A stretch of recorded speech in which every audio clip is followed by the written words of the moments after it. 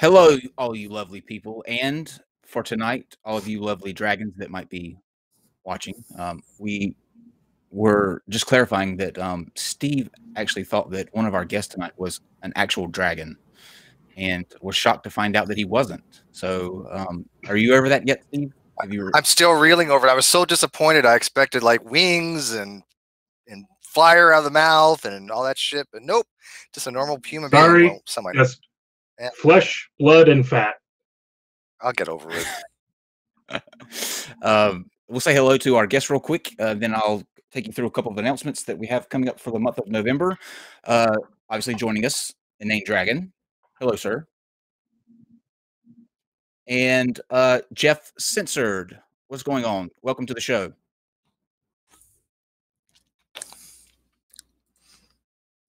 Jeff, are you with us? Sorry, guys. I just had my mic down there for a second. Thanks for having me on the show. Sure. When Steve told you to turn it down, he didn't mean all the way down. Just... yeah, I didn't mean mute. There's a difference. Oh, by the way, somebody just noted to me. Somebody just noted to me that true dragons don't always assume their true form. So I'm not thoroughly convinced that an Inane Dragon is not a dragon.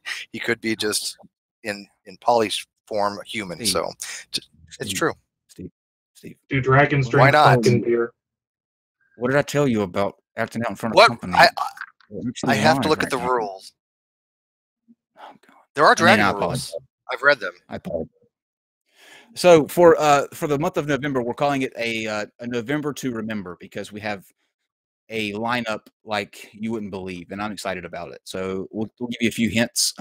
We have finally, I have sought after this for probably about 4 months now, but we have Maddie's Paradigm who is coming, and Maddie's Paradigm, it believes that hell exists in the center of the earth, and it is expanding. And due to the expansion of hell, that is causing what we call global warming or climate change. I find this fascinating, and he has like, he's not one of those people that just say something and doesn't attempt to back it up. He has like papers upon papers upon papers that he's done himself to try to explain this, and it's just it's amazing. So I can't wait to have him on. We've got a guy that believes that salt can prove the existence of God, or that we were created. We have Sargon of Akkad versus Adam Kokesh. That's going to be great. Steve will have to I don't know who will get a word in edgewise in that talk. He liked me. He didn't. He did. I don't think he liked either of us. I don't think he did either. But it's going to be fun nonetheless. You know it's bad when a guest really doesn't like either one of us, right? That's true. And Aaron Ra will be back. He will be taking on Jason King. Jason King's an interesting guy too. You can check out his channel. I think it's Jason666 King, but he is a atheist sort of that kind of believes we were created, and then just I don't know. So yeah, it's a head scratcher. So we'll end it there. Steve, you got anything that you want to throw out there before we kick things off and get this started? No, I think I'm good to go. I'm actually looking forward to this discussion here, because I don't know how this is even going to play out. So this is going to be entertaining one way or another, gotta say. I mean, I remember very vividly when this event happened, and I remember all the chats that were going on for so long on this particular topic. Yep. Just throw this out there. If you haven't seen yet, there's a link in the description for Proofs of Dave's GoFundMe. Check that out when you get the chance, and donate if you can. Steve brought up a good point there. I think pretty much all of us can remember where we were when it happened. I was in high school. I was in 11th grade, and I remember being at the I had asked to go to the bathroom. We had little like hall pass things that we had to sign out, and I was looping around back to the classroom to get water, and the TV in the office was on, and I remember seeing it there, and I remember thinking, wow, some idiot just flew a plane into the World Trade Center. The second plane hadn't hit yet. So I go back to class, and the teacher's his math class, and he was going through a problem, and somebody had gotten a text message, told the teacher turned on the TV, and right when the TV popped on is when the second tower came down, and you could just see the look on the teacher's face. I don't think when I was that age, or this was an era before, terrorism was really a, kind of a household name, but it didn't hit me until I looked at the teacher's face, and the teacher's face was just like white, and you knew something like really bad and tragic had happened. And there was more to it than just somebody flying a plane into the towers. So before we kick things off, let's let each of our guests introduce themselves, plug any channels that they have or any kind of social media, where to follow them, and then we'll get started. So Inane, we'll start with you. All right. Well, I'm Inane Dragon, and I tackle topics of religion, science, and quackery over on my channel, Inane Dragon, on YouTube, and pretty much any social media where I'm active, you'll find me as Inane Dragon. Cool. And once again, just to put the stories to rest, he is not an actual dragon. It's confirmed. I don't believe that Jeff yet. Censored. Introduce yourself, yeah, sir. hi. My name is Jeff Censored on the most censored channel in YouTube history. They don't want you to know what I know. They don't want you to listen to me, so they crush all my channels. You can find me currently on Jeff Censored and Supreme Lord Commander for more entertainment sort of analysis. And I've been exposing the New World Order for almost 7 years. Just curious, what are you the Supreme Lord Commander of? Oh, that's kind of an inside joke. It would take too long to explain, but basically it was just kind of a way that people were thinking of me back at a past, so I kind of embraced it. Gotcha. It seems like an odd question to ask, but go ahead. You're not Xenu, are you? Please Pardon be me? Xenu. You're definitely not Xenu, right? Please be Xenu. Not what? Xenu? Xenu Lord is Supreme Xenu, Lord Commander. the leader of the Lord Supreme yeah. Commander of the Galactic Scientology. Empire. Oh yeah, Right. yeah. The god of Scientology. Okay. It seems like an odd question for me to ask, but if you've watched the show, then you'll understand that it's not, because even Monday we have a gentleman coming on that thinks similarly, that he is the reincarnation of Jesus. So it wasn't that awkward of a question. Oh no, yeah. I'm only joking. I don't think I'm a reincarnation of anything. Okay. I'm just a guy. Yeah. Just checking. Sorry to disappoint. So we'll kick things off with you, since you think that there was more to 9/11, and just to kind of get a understanding of where you're coming from and what you believe or think happened. So can you kind of give us a rundown of what you think really happened with 9/11? Well, 9/11, a bunch of towers came down, and a alleged plane crash into the Pentagon, and another one into a cornfield. Yeah, I mean, there's lots of evidence to support that this happened. The big question or the quagmire that people seem to get tied up in is the how, when it's really more about the who and why that is really what people should be concerned about. And I think the who and why is pretty obvious. And I think we are all living in the shadow of 9/11. And in many ways, the manifestation of this is in the security surveillance apparatus that we all are now being watched. All these surveillance agencies merging together to form a global sort of New World Order surveillance. And this is very, very bad for humanity, because we're all being watched, essentially. And I think that 9/11, you talked before about the terrorism, and it was relatively a new thing. It wasn't at all a new thing. There have been terrorist attacks in the United States and terrorist attacks in Canada, and of course in Europe, especially in places like France. In the decades preceding that, there was even a prior alleged attack in 1993 on the World Trade Center.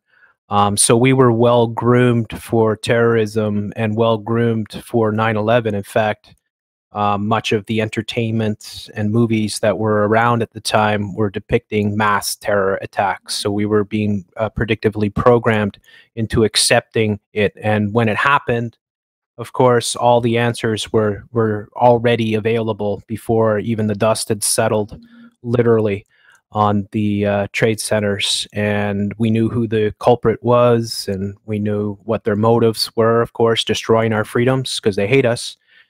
And the world's most powerful nation, the most powerful nation in the history of the world that we know, was brought to a complete standstill by allegedly 19 Arabs with box cutters. It's a nice trick. It really is.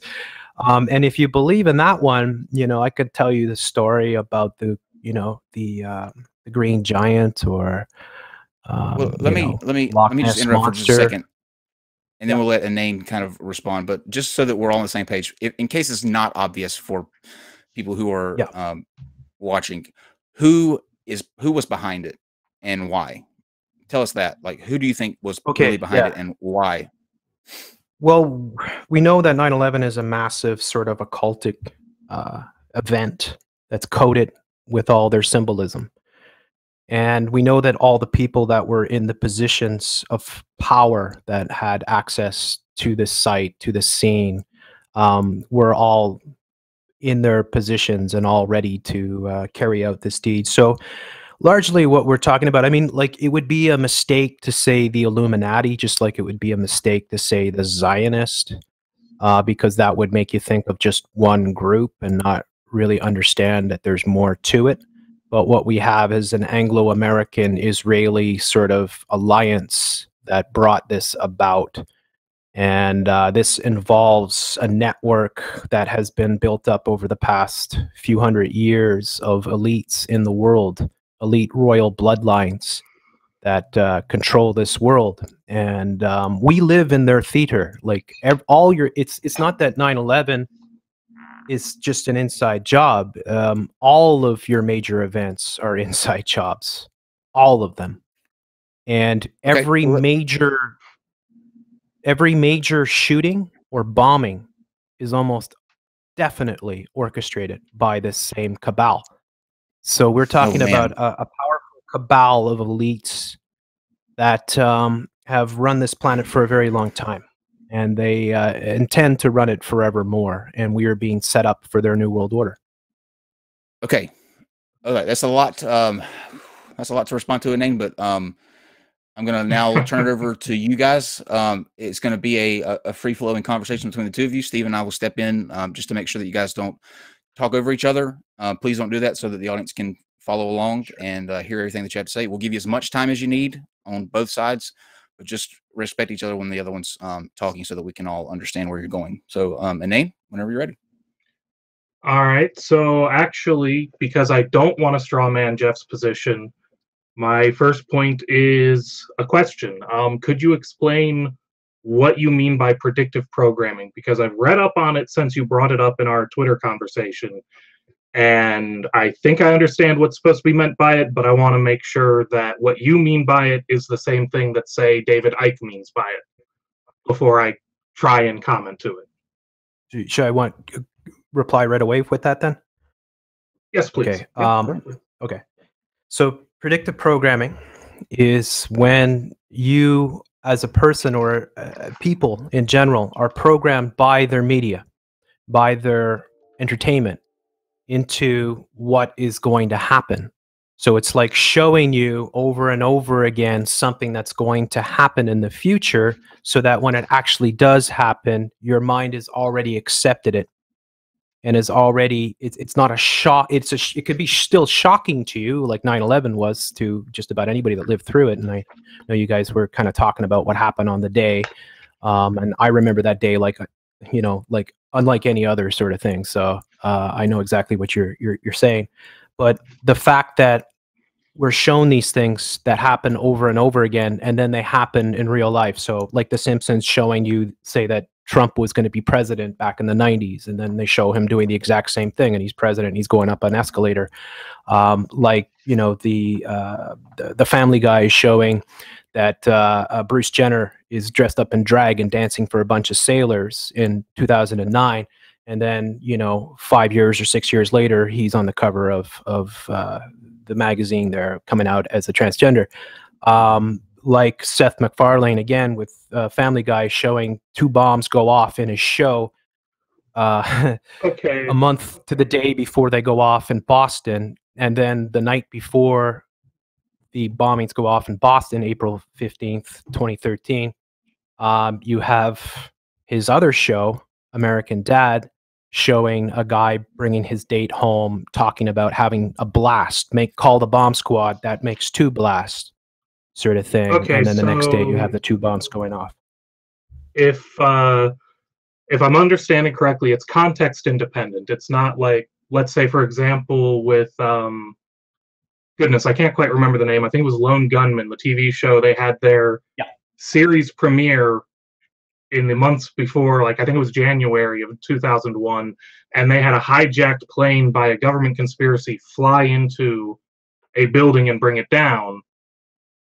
And that's predictive programming for 9/11, even though in context you would think it's programming you to believe that 9/11 was an inside job if you include the context around the event. Yeah, 1 second, yeah, guys. but We're most getting people. a little bit of feedback. It does. Jeff, are you watching the stream back, or do you have headphones on? It may be looping back through, but we're getting a little bit of an echo from your end. Hang on a second here. I'll get my headphones, okay? So I'll be right back. Sure. Inane, do you want to kind of give your thoughts thus far while we wait for him to plug in his headphones? Well, I'm really curious about whether or not he thinks predictive programming is context dependent or not, because that really gets into some issues with our best models of how humans learn. Got it. Okay. And All right, so what? Okay, go ahead. Yeah, I got my headphones on, so hopefully that'll take care of if that was me. Keep away the feedback. Yeah, so hopefully.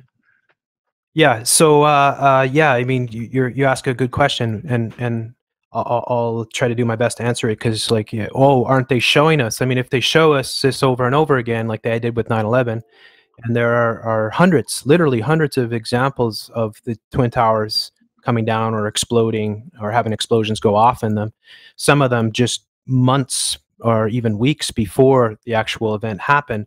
And so if you say, well, isn't it like them showing us this, wouldn't that wake up people to what they're up to?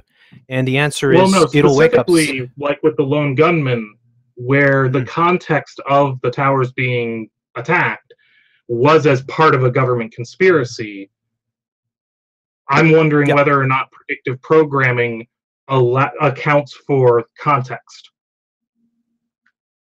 Yeah, I mean, it's more difficult for someone like myself to get into the minds of the people that orchestrated 9/11 to know exactly all their black magic and why they do what they do. But in many ways, 9/11 is your minds, though. I'm talking about your theory of predictive programming. All right, let each other finish. Ask me. Okay, so you want to know? You're saying that them showing us this stuff would lead to us learning that they're behind it, sort of thing? Is that what you're saying?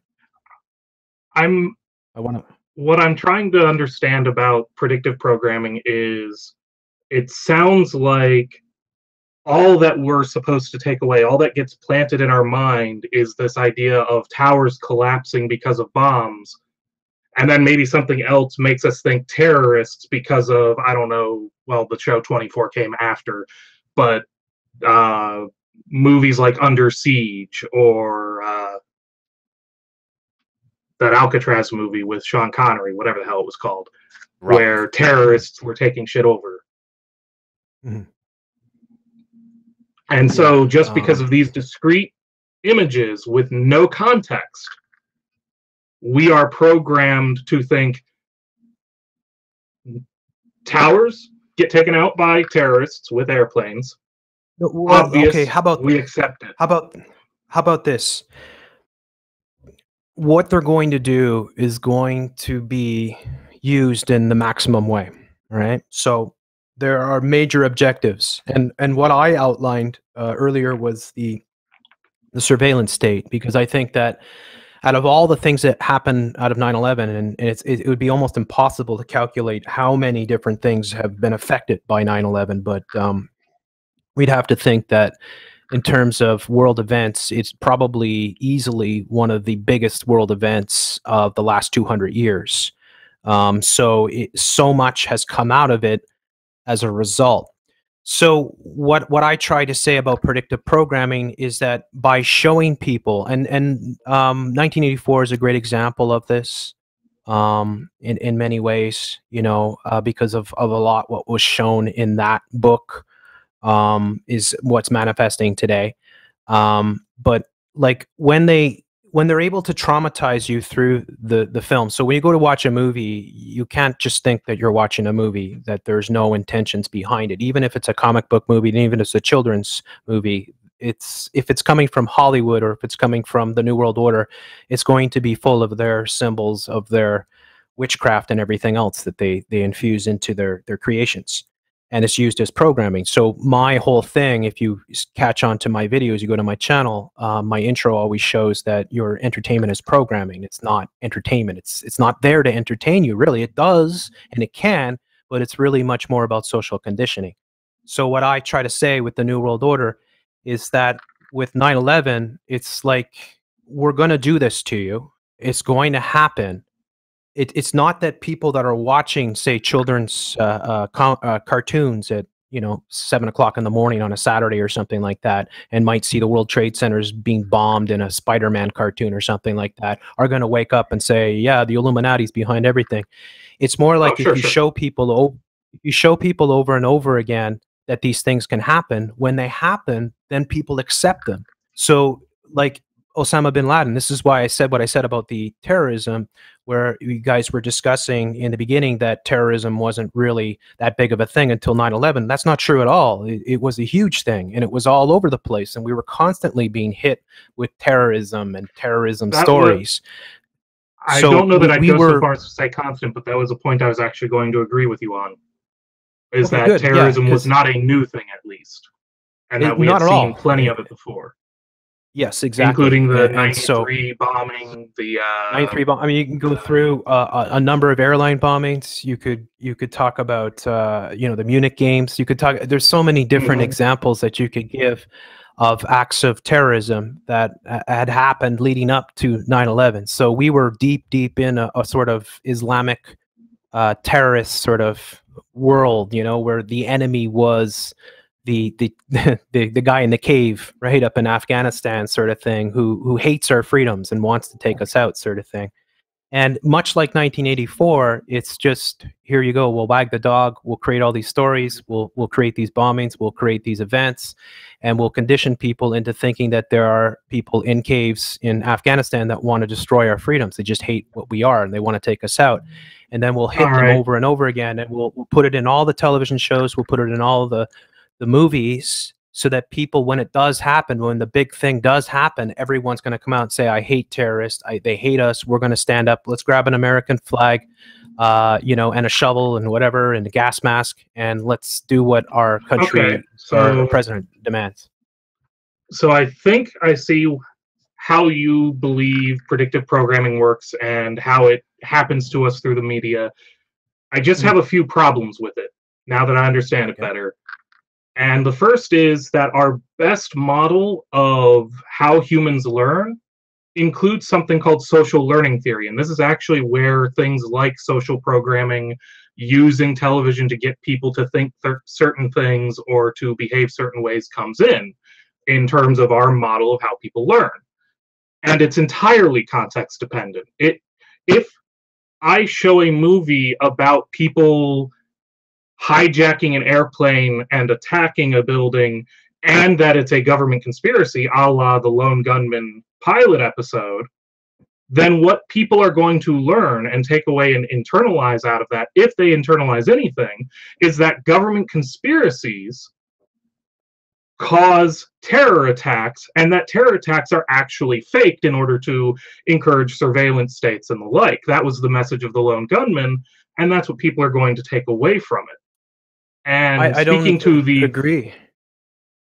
I'm sorry, I but don't- that's what social learning theory, the best Okay, theory of that's psychology. fine. and learning. What a book tells you and lays out as a definition. You're talking about a pilot episode of a show that practically nobody watched. It's not. It wasn't The Okay, Simpsons. so you would agree that we should just ignore that. We need to have a high frequency of these things happening. Is that a fair point? We need to see this happening constantly? No. I'm saying it's happening, and they're showing you it, and they have every confidence in the world that there's nothing that any of us can do to stop it.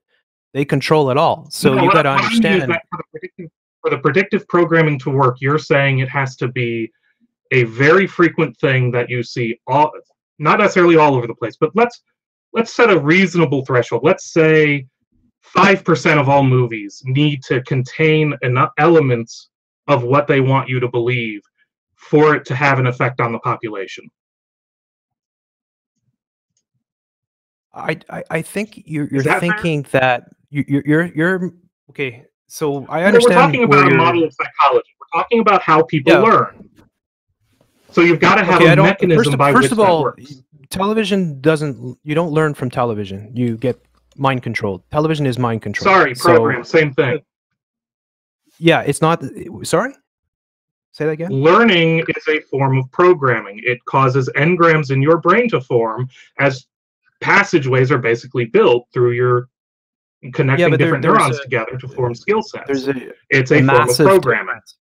Yeah, exactly. A form of programming. There's a massive difference between and social teaching learning people how to theory includes how you get programmed through television shows. They actually discuss specifically there's a how you huge, enormous difference between.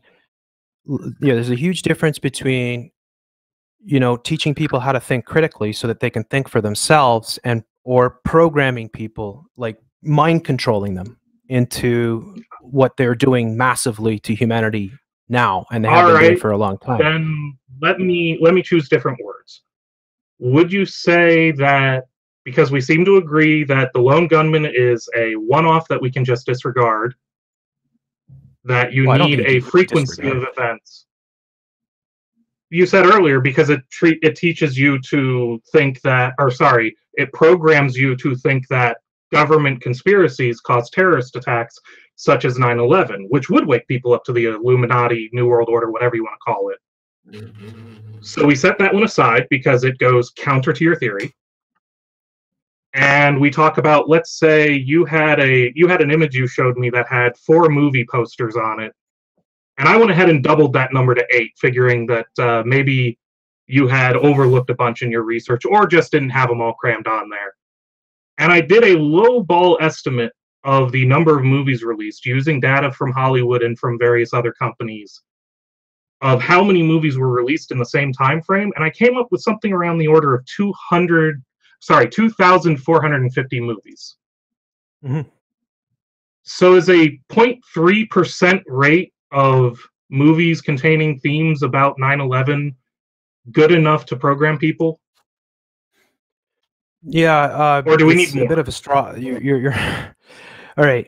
You don't know the symbols. You don't know how it's done. You don't know that it's in everything. You're that's assuming why I asked that you to explain it to me, and you. Yeah, that's why I'm using your explanation. You're thinking that they put a little bit here and a little bit there, and only a few people see it. And if people see the lone gunman, they're going to clue into that the government could be behind these things. Now, the lone gunman, no, not at all, is an not interesting my point.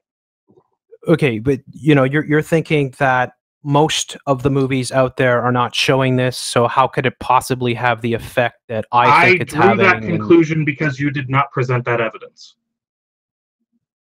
Well, I'm not here to present evidence. I mean, I can't even screen share or anything like that. I could show you predictive programming till the cows come home dealing with 9/11. That I showed a lot of that in the Twitter sort of back and forth. If you have it, hoping just real quick, if you have it, Jeff, you can send it to me and we can put it up for you.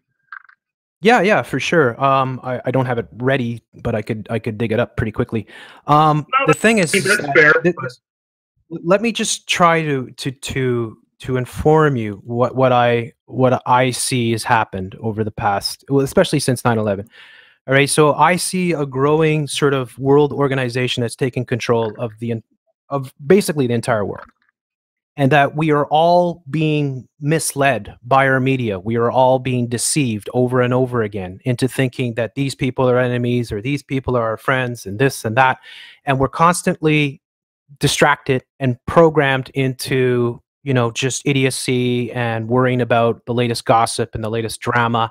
But in the meantime, the images that they show us constantly over and over again show us that these things are going to happen and that these things are coming over and over again. So what we have with 9/11 is that you build up a narrative for, say, a few decades, say 3 decades, they build up a narrative that there are people in the Middle East that hate America, hate us, you know, Iranians hate us, you know, Syrians hate us, Iraqis hate us, and this is a horrible problem, and they're attacking us, and we're not safe. And then you put out these stories, and there's bombings, and there's derailments, and there's all these terror acts that happen over a few decades. You build up a narrative in people's minds that there's a group of people on the other side of the world that hate everything that we are and want to destroy us. We can flip that script. And so that we can flip that script, though, man. Because there are 10 times as many movies about government conspiracies trying to control the world as there are about 9/11 related terror concepts. You could, really? I could legitimately make the argument that you were predictively programmed. There were 89 movies. Just a few of them? Can you tell me just a few of them? All the President's Men, Future World, Illustrious Corpses, Logan's Run, Marathon Man. Slow down, and say them. Don't speed them out. Let me hear them so I can. All of the President's Men, which is about two young reporters uncovering Watergate scandal. All of the President's Men. All right. Future World. Which is about a reporter uncovering a conspiracy to replace the world leaders with androids. Illustrious Corpses. Wow. That's from the 1970s, is it not? Sure, which is from the same time span as some of the movies you picked out that were on your poster. I used your time frame that was on your poster. I see what you're doing. All the President's Men is a wonderful piece of fiction. And what is that all about? It's all about a manufactured sort of conspiracy that they created. All right, Wag the Dog, The Dark City, there's another Enemy of the State, Mercury Rising, The Negotiator, Snake Eyes. I can go on for quite a while listing examples of movies that have programmed you to believe in government conspiracies. How haven't you seen it, man? How haven't you seen it? Okay, how about this? Programming proves that you have to believe in conspiracy theories. Because that's what they want you to believe. All right, let's let him respond. Go ahead, Jeff. Yeah, okay. How do you answer that? First of all, mind control is a terrible sickness. And I really encourage everyone out there listening to break that mind control.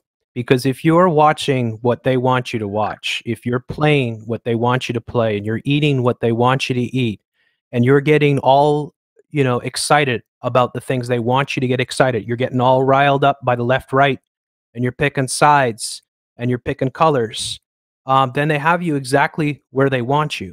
Their world is mind control. Their movies are mind control. Their television is mind control. You're in their world. They're controlling. Go ahead. He asked you a very specific question, though, and I would like to hear an answer to it. If you're using movies as a means of saying that we were programmed, he listed off several movies as well that in the reverse could be said about people who are, believe in conspiracies. So how do you answer that? Why is one okay as a piece of evidence, but the other is not? All right, very interesting. First and foremost, he's naming off a bunch of movies. Most of them I've never even heard of, and the ones that I have heard of are pretty hilarious, like All the President's Men and Future World. Those were two that I picked out that I was like, oh yeah, I know those two.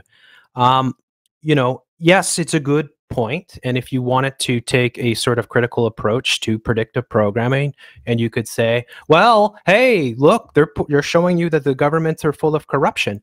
But what governments are full of corruption? This is the whole thing that you're totally not getting. You're not understanding. All of them. The Manchurian Candidate takes it all the way up to the New World Order, man. Yeah, let me finish. Let him finish, and then we'll let you respond. You're under the illusion that United States government acts alone, that there's nothing else that's coordinating it. You're under the illusion that the other national governments around the world are not conspiring with each other, are not controlled by a shadow government. This is the whole thing. So when movies can come out and they can say, look, the governments are corrupt. Look, the CIA is corrupt. Look, this is corrupt. And you think, well, they're showing that our governments are corrupt. Of course our governments are corrupt. Everybody knows that. You'd have to be a complete retard not to realize how corrupt governments are. That's not the point. They don't want you to look higher. They want you to stay in their left-right paradigm. They want you to stay Democrat, Republican. They want you to follow the white rabbit, or, you know, follow the other bullshit on the left side sort of thing. They want you to stay in their world. And this is what you're not understanding. So you're saying, well, there's all these movies that give examples of corruption in the government. Yeah, corruption in the government. I mean, it's like snow in Canada in the wintertime. I mean, it's everywhere. Of course, there's corruption in the government. Everybody knows this, but that's not examples, because they're not showing, these movies aren't showing that there actually is a shadow government that is controlling our governments. And this is what, yeah, oh, that's funny. That's funny. Yes, well, it is, because it's funny. Really. Just to clarify, I just want to make sure we're all, you're okay. You're okay. I just want to make sure we're all on the same page here. And maybe this will be a direction, the name that you can go in from here. But just because I'm curious, what's the why would they telegraph these in movies? What would be the point of letting you know that there's a shadow government? Well, there's several reasons. One, it's because they feel that there's nothing that can stop them. And they always use numbers and symbols and occultic sort of, symbols with everything that they do. So and another way too is a way of alleviating themselves of any guilt. They show you over and over again what they're doing to you, so that they can say, well, you know, we showed it to you. It's like Black Mirror. There it is. We're showing you what we're doing to you, where we're taking you, what we're doing. And Black Mirror is a great example, because you had the episode with the driverless pizza truck, and then the very next day that episode airs, Pizza Hut announces that they're going to have driverless pizza trucks, and everybody just says, "Oh, I just saw that on Black Mirror. Isn't that something?" Well, that's what they're doing to us. They're showing us what they're going to do to us, because what's that? I think that's one of the best shows on. Yeah, it is. It is, but it's showing you a lot of what's already happening right at this moment. Okay. And so we are already fallen far down. So yeah, they believe that there's nothing that's going to stop them. They've been planning this for even hundreds of years now. So it's nothing, like, they believe fully that they will achieve this. So they, in some ways, it's about just breaking us down. I mean, what they're doing to us, essentially, as human beings, what's happening to us is we're being dumbed down massively. YouTube is a perfect, amazing example of that. Just look at what's trending. Look at your popular music. Look at the types of games that people are playing. Look at the suspended adolescence. Look at the obesity. Look at all the foods that people are eating. People are being they're being just beaten down, and they're being traumatized by their media over and over again, and they're being made powerless. Okay, let's hold right there. What I want to do, and I know with a subject like this, it can be easy to get off on several different rabbit holes, but I want to steer this back to where the subject at hand, which is 9/11 and the evidence that it was perpetrated by anyone other than the terrorists who were on that plane. So, Inane, do you want to kind of take us off into, like, I don't know how you want to approach from here, like the engineering aspects of it, the wherever you. Well, he doesn't. You had some. Go ahead. He doesn't really disagree necessarily, although it sounded like he thought maybe it wasn't a plane that hit the Pentagon. But for the most part, it doesn't sound like Jeff disagrees with the notion that the plane struck the World Trade Center 1, World Trade Center 2, and the resulting calamity was a consequence of those plane crashes, with the heat of the fires causing basically a increased flexibility and a loss of strength in the steel beams that ultimately led to a collapse of the towers. Okay. So it doesn't really seem like there's too much to argue there. Yeah, do you think that the towers came down from the planes hitting, and not like some people say, which it was they detonated bombs to bring it down in a controlled fashion? Yeah, I think it's controlled for sure, 100%. But I don't Okay, really there we go. know. There's our point the of contention then. yeah. See, to me, the other element is more interesting. Like the whole discussion that was happening on Twitter. 9/11 is just one thing. It's a big one, but it's just one of many of Yeah, but it hinges on a unproductive theory of social programming that doesn't actually fit with the data. No, you can laugh. I mean, your entertainment is 100% mind control. Bullshit. It is mind control. No, you are under mind control. You don't understand it because either demonstrate a working theory of psychology or fucking stop. You don't get to pull this shit where you run off and go, you're under mind control. It's mind control. Actually explain the psychological mechanisms at work that explain why it works when 8 fucking movies can be presented that predict 9/11 through this programming, whereas 89 can be presented for government fucking conspiracies. And 4, I might include international conspiracies, meaning your New World Order gets caught up in the bunch. And as for fucking calling me out for movies you had never heard of, your picture shows The Squeeze, a 1980s era movie that had less than 580,000 viewers in the theaters. And you want to complain about how many people have seen a given movie. That's not my picture. I don't know what the picture that you posted in the Twitter in our Twitter discussion. Oh, okay. I'm not sure which one. I probably posted a lot of them. I just think that it's much harder for people to accept like people are programmed into accepting the paradigm that they create for you, and they want you to stay in that world. It's like an aquarium. They don't want you to leave the box. They want you to stay in there. So when somebody comes to you and says, hey, guess what, you're in a box, that's not a pleasant thing for people to deal with. So people react with anger and that completely dodges the question of how you think this actually works in a way that could actually be studied or explained in any form of a psychological setting or analysis. That is, any way that could be tested, demonstrated to be probably true or falsified, anything that we can actually use to demonstrate you're doing anything other than pulling shit out of your ass. That's what I'm waiting for. I want to hear how you account for the fact that social learning theory says you're full of it. Oh my God. Where's your social learning theory from? Which academic institution?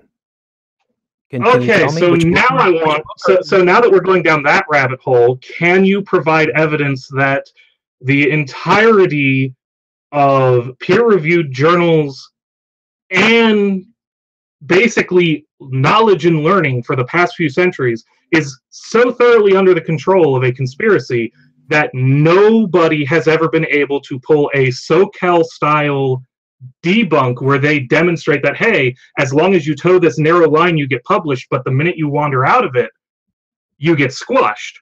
So where's your proof that there's a conspiracy of academics? It's in academia. It's well known in academia, and I know this pretty well. It's well known that people are very afraid to step into certain areas. And so like gender dysphoria is one of the ones that many academics have been, potentially lost their careers over questioning the objectives of the New World Order, which is all depopulation to get people stop breeding. So they've been programming people, and they've been using academic institutions to use cultural Marxism to program people into, fighting for the rights of the smallest minority over the majority in any way, shape, or form. So your academic institutions are the first ones that were overtaken, and it's well known. So what you're saying is, let me see if I understand you correctly. We should take a theory that is well established, that works with all of the gathered evidence, has never been able to be falsified, and explains how people learn and has been used successfully to create propagandistic films. We should take that and bin it Because social Marxism and the trans agenda. Oh, that's a straw man. Are You're you using serious? straw mans now. You're saying, oh, well, you said this, No, so I'm everything should saying be. this is genuinely what I took away. I don't mean to straw man you. Anybody watching the replay can rewind and re-listen. I do not intend to straw man you. That's literally what I heard you say. Tell him where he's wrong, Jeff. Say it Yeah, again. if you're accusing Say him of straw exactly man, we what need to know what the straw man actually is. So can you give a detail on that? Well, he just said that because of what I said about them using gender sort of studies and silencing people, that is that was an excuse that all of your academia is controlled and everything is controlled by this central power. Since that was my question, that was how you answered it. I just And we gave an have a technique example called of social learning theory. I gave an example of how academia is controlled. It's absolutely controlled. Except And that yes, I it's can give you a absolutely direct controlled by counter them. example. I already mentioned it. The Soquel Okay, experiment, fine. which revealed the inherent problems in the gender studies and associated branches of research. And in fact, there's, what are they calling it? Soquel Mark II or Soquel, this most recent one where something like 7 different studies got published in a variety of journals and they were all horseshit and revealed and proven to be horseshit. And nobody's getting fired. Nobody's losing their job. Instead, they're reevaluating the standards by which these journals publish. Mhm. They're examining whether or not they fucked up. They're doing the exact opposite of what you're saying. Well, I was not giving that particular example. I was talking about other people who have studied. But either have your been statements involved. are generally true Hold and on, applicable, Inane. or they're special cases. Guys, we got to let each other finish. I know it's a passionate topic, but we have to at least be fair. Let him get his thought out, and then we'll give you the time to respond. So, Jeff, go ahead. Yeah. So I mean, like, you're just trying to say basically, academia has never proven that predictive programming is a thing, and therefore nobody should take it seriously because no peer-reviewed journals have been published to uncover predictive programming. Right? Isn't that what you're saying? No. I'm actually saying that predictive programming, as you've described it, conflicts with social learning theory, which lays out a specific process by which people are programmed by media, and which your predictive programming synopsis contravenes by suggesting that they just need these random symbols here and there that flash up on the screen, or that you can take a series of movies that just happen to have explosions in the World Trade Center, and because they see this often enough, they get used to it. That's directly contradicted by social learning theory, which says that if you want to program somebody like that, you actually have to show people doubting, people learning, and people coming to embrace what you want them to be programmed to believe. If you show kids people smoking all the time, kids are going to smoke. If you show young boys only if you show people smoking all the time, only if you show people smoking all the time in a setting and a context which encourages smoking and says it's a good and positive thing. If you show the smoking man from the X-Files smoking all the time to children, they're only going to associate it with evil government conspiracies and not with that's cool, I should do that. You have to establish the context first. Random images do nothing unless we're already biologically predisposed to react to them, such as images of a naked human. If you have something like that, if you flash a subliminal message about a naked woman, yeah, that'll work. We're not talking about random images. We're talking about a massive sort of organization that are controlling all your media and are putting these predictive programming elements into your entertainment in order to program you into their new world order. So but my point is that your predictive programming theory fails basic scientific testing. It violates social learning theory. I don't think we're gonna doesn't fail common sense. Hold on 1 second, for Jeff. Sure. And yeah, hold on what I think's happening is we're not going to get on the same page on this particular aspect of the discussion, but just so that we can kind of steer it back to the subject that we're here on, let's get back into the earlier I asked about the when the towers fell, if it was controlled or not. And Jeff, you said that you believe it was actually controlled. Mhm. So can you kind Absolutely. of tell us why that is? And then I know, well, let's just start there. Why do you think it was a controlled Okay. demolition and not that the beams melted from the heat of the fires from the plane? Not melted. Thank you. I think we Thank can you. all Oh, I agree see. that the Okay. beams did not melt at the temperatures that were observed. Yes. Correct. I did speak there. Go ahead. Okay, so you're saying the structure collapsed because of the heat of the jet fuel and all that, right? Or more I accurately, mean, that's a very high level. I just want to expand on it for the audience, which is that the heat of the fire, which was not just jet fuel, but all the other crap you find in a building, which a lot of it is made out of petrochemicals, so it'll burn pretty damn hot too, was sufficient to reach temperatures at which steel will lose tensile strength and expand, rendering the horizontal supports incapable and insufficient of actually supporting the weight of the concrete floors on top of them, causing them to buckle and pull down, which would then pull in the the vertical supports, which were just welded together in about, I think it was 30-foot sections. I could be off a little on the heights, but a weld is not that strong when you start pulling a building down on top of it. So they just start snapping, which will pull the whole building down and down and down and down. And that is more than enough to explain what happened in terms of the mechanics and the physics. how does that explain Building 7 then? Building 7 was hit by debris from the first two towers collapsing, as well as having, and that debris knocked out the firefighting systems that are built into the building.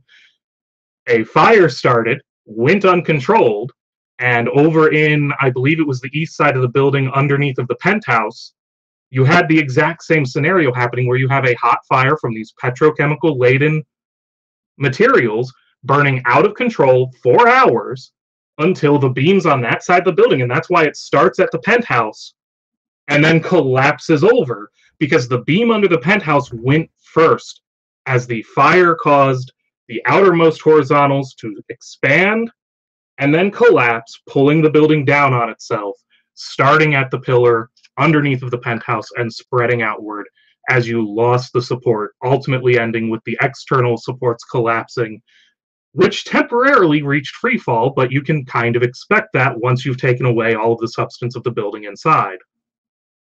Are you a demolitions expert? Are you? No, I'm sorry, if absolutely you're going not. to challenge me on those credentials. Yeah, I'm turnabout, just fair wondering play. what you're, because like, I mean, am I supposed to be an engineer here? Are you supposed to be a demolition expert? Because it seems to me like you're reading a script, and it seems to me like No, you came actually, I'm really not. I pulled this prepared. entirely from memory. Here you go. Mhm. Yeah. All I have up So- is right now the wiki page on social learning theory, our chat, and the live stream chat. No script. The only thing I have Perfect. down here is the notes I took on the matter. I am an engineer, but I'm an electrical and nuclear engineer, not a mechanical or structural engineer. It is true that I did Oh, okay. prepare for Well, this because I knew I'd be talking about the subject. mhm. Yep. So how do you respond to that? Yeah. Jeff? So, I mean, okay. So you've got a theory, and it's the theory. It's the official theory. Is that not the official theory? Isn't that what the NIST and I believe it is the close government? to I believe it is close to the theory that was published by the National Institute for Science and Technology, as well as in multiple peer-reviewed papers, which have withstood challenge and been endorsed by multiple engineering and architectural organizations as being of sound physics and sound structural engineering. So why is So it yes, that there that are? is Why is there over 3,000 architects and engineers that disagree with that? good fucking question. You should ask them why they reject basic science. Well, no, I mean, I mean, if that's their field and that's what they do, and they're telling you that it's impossible that this could have happened that way, and how is it there's no other example of any other structural steel tower that has collapsed due to fires? that has ever been proven in the history of architecture? How do you answer that? Hold on, I'm double checking because I believe there actually is another example, aside from the fact that, you know, you have World Trade Center 1, World Trade Center 2, and World Trade Center 7, so that's 3, not 1. The specifics of each one, yes, they vary, but... Okay, so why he looks that up, Jeff, do you want to explain? I'm curious. Do you want to explain to us what you think went down?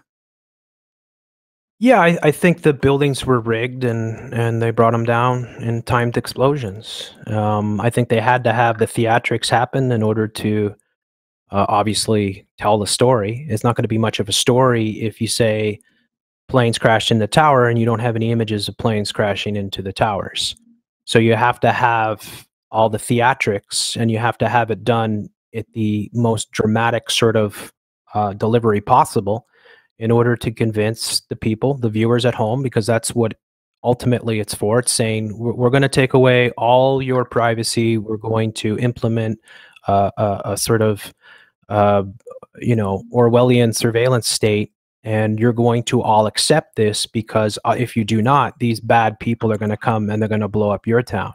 So they had to make it look as convincing as possible. And yeah, I mean, it had the maximum effect. Everybody that watched it, including I'm sure everybody here, saw it live or, you know, lived through that day and knows how traumatic it was and what a real job they did. They did a hell of a job selling the whole thing. But I think Building 7 is where the whole thing collapses, like literally, because it doesn't hold together that massive modern steel structure that was built to withstand. I mean, the World Trade Centers themselves were built to withstand the impact of planes. Even Donald Trump himself said that the World Trade Centers would never fall because of a plane crashing into them. And then 3 days after, he had to retract his... Yeah, well, yeah, exactly. 3 days later, he had to retract his statement. Believe me. Did you find what you were looking for, Inane?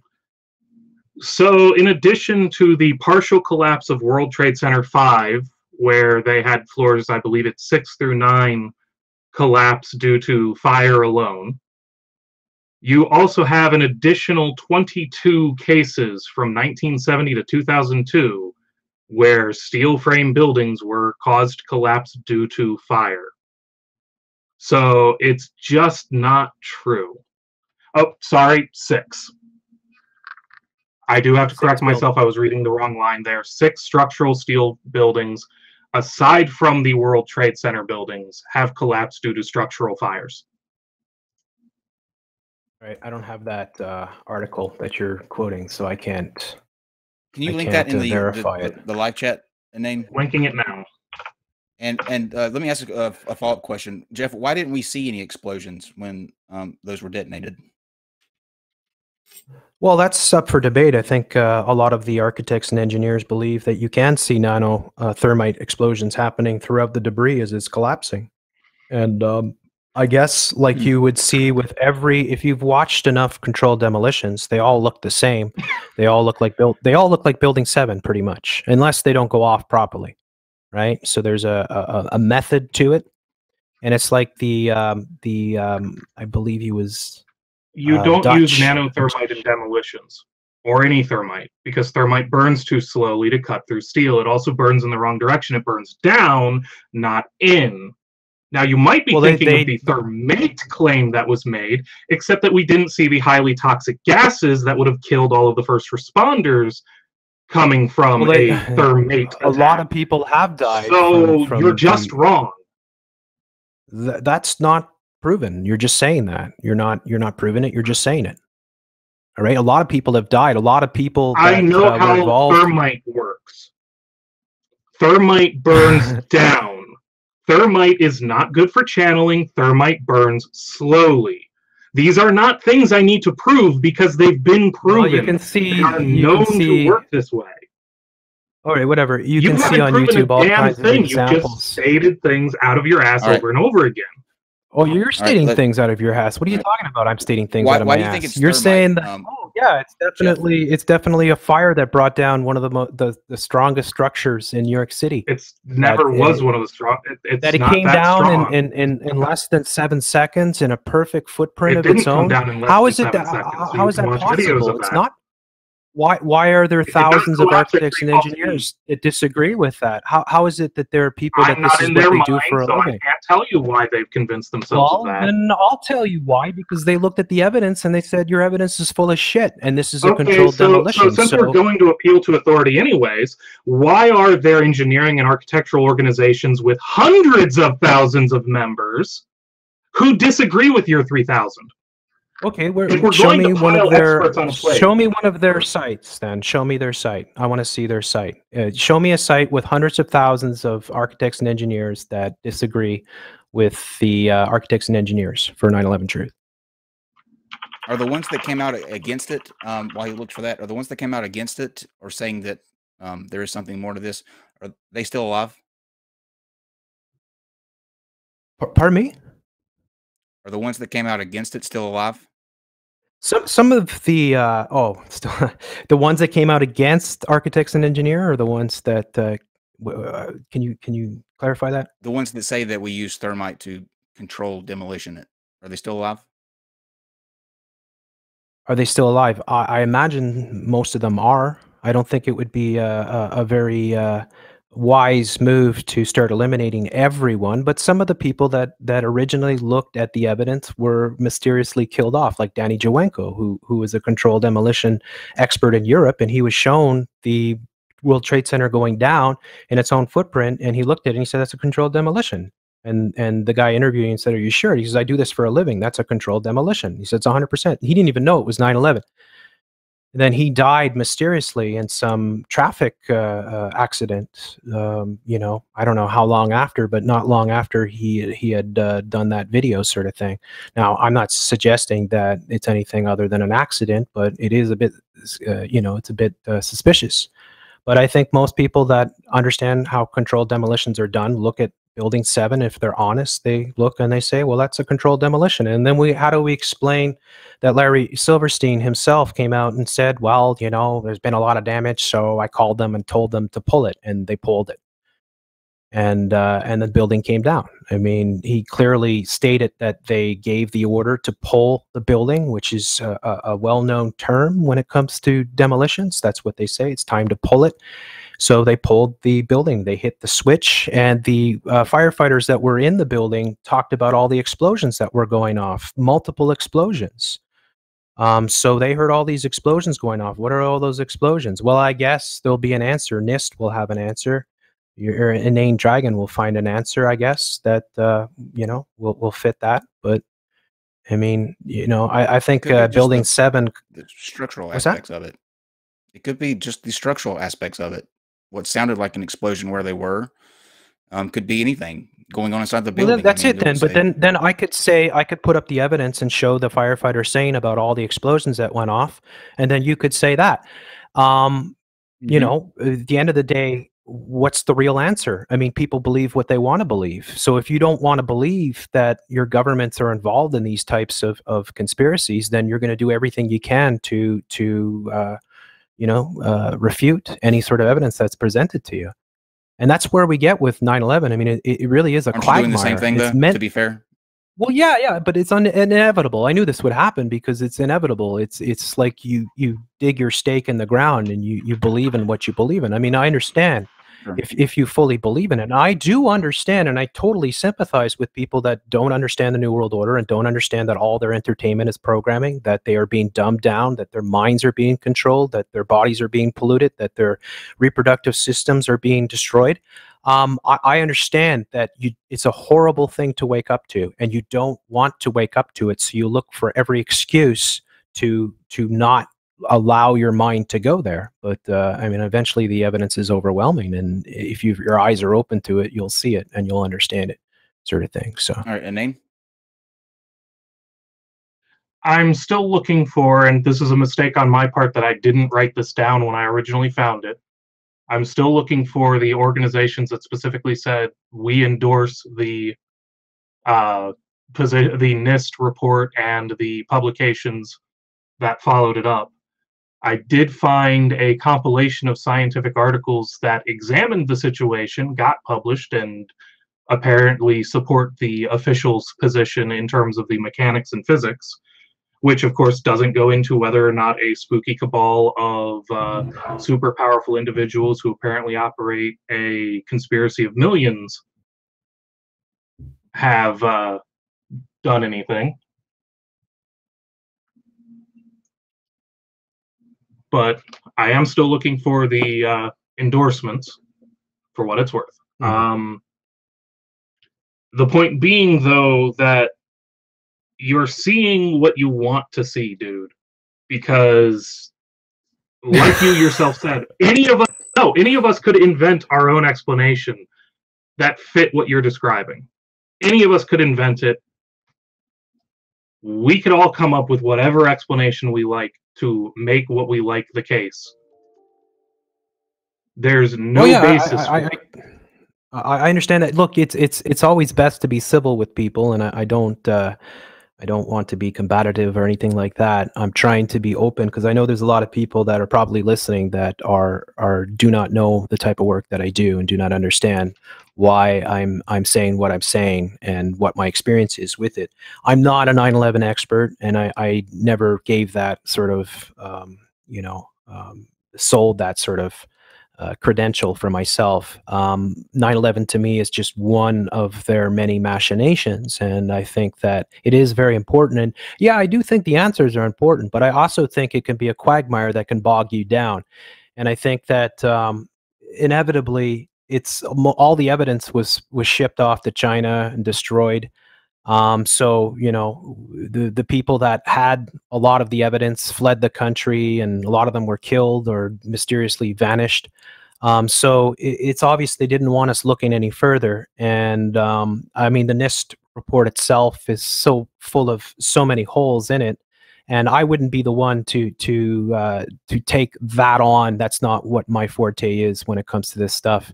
I'm much more about the social engineering of humanity and what they're doing to humanity.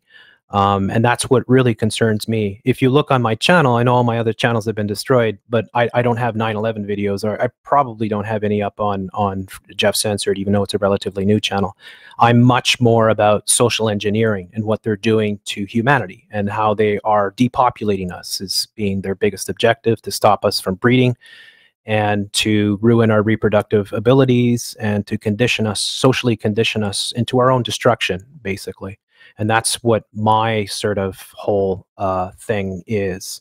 And 9/11 is just part of that. I think with 9/11, the best evidence to come out of it is what was achieved from it. And, we had things like the Patriot Act, National Defense Authorization Act. We had the amalgamation of all the security apparatuses, the TSA, all these different agencies coming together. And a complete surveillance state being unleashed, and a new precedent or a new sort of era of surveillance on civilians, and a justification for the government to go and spy on its own civilians, which is now people have totally accepted. At this point in time, I think everybody that uses the internet knows that they're being monitored or watched, or at least their metadata is being collected and harvested and kept somewhere. And they're trying to collect all their DNA now. And there's so many other things that I'm involved in exposing that, kind of put 9/11 truth, or the actual event itself. Like, the way I look at it too is like, who had the power to carry out the biggest attack on the most powerful country in the history of the world? Do you believe that 19 Arabs that had practically no skills whatsoever would have been able to bring the most powerful country to a standstill? I mean, if you want to believe that, go ahead. Hold that thought. Right? Why do you think that, Inane? Why do I think what? That 19 Arabs were able to bring the country to its knees. They didn't. The country was not brought. I know we like to speak in that big, bold language, but the stock market took a small dive for a little while. People got scared, and we got talked into two stupid wars that we shouldn't have been in. Those are not new things. That is not the country being brought to its knees. Yes, it was I would the agree. impetus to get the Patriot Act passed, Me too. but the Patriot Act was going to get passed within 5 years anyways, because they already had plenty of votes supporting it. It was a matter of time. This hastened the issue. Well, I mean, it's easy to say it was going to be passed, but it certainly helps a great deal. I would when you argue have that these that's events. your own argument, though, because Well, they're I already in want to- control according to you. What I want to do is to get like just to answer. I think what the point is trying to make, Inane, is that how could 19 guys get on a plane and do like orchestrate this the way that they did? Do you have an answer to that? It could just be that airplanes. Security on airplanes and airports in 2001 was a joke. It was not uncommon to open up the cockpit door and let a kid sit up in the cockpit. I know people who remember getting to ride in the cockpit of an airplane, watching the pilots do their job prior to 9/11. Well, kid is They not much were of a threat, not is it? secure doors. But the point is that these are not secure doors. Flight stewardesses are not trained ninja assassin security guards. 4 guys with box cutters is a pretty impressive combat force compared to people wielding coffee mugs. Well, what do you mean And you wielding coffee intimidate mugs? them, Surely there's shut many other them things. down. Oh, sure, the blunted knives that they carry on planes. When you're being told, by the way, by your training, to cooperate with the hijackers, they just want money, there's no reason to risk your life or the life of the passengers, so cooperate, sit down, shut up, they'll land at an airport, get their money, get more fuel, fly to a non-extradition treaty country. This is something that had happened before. This is something stewardesses were trained to tolerate. And the idea of people intentionally using these planes as weapons while in the air was pretty fucking foreign to the companies that were training flight attendants and pilots. The training was submit and obey because that's how you get everyone out alive. So a bunch of men pull out box cutters and take the cockpit is not unbelievable.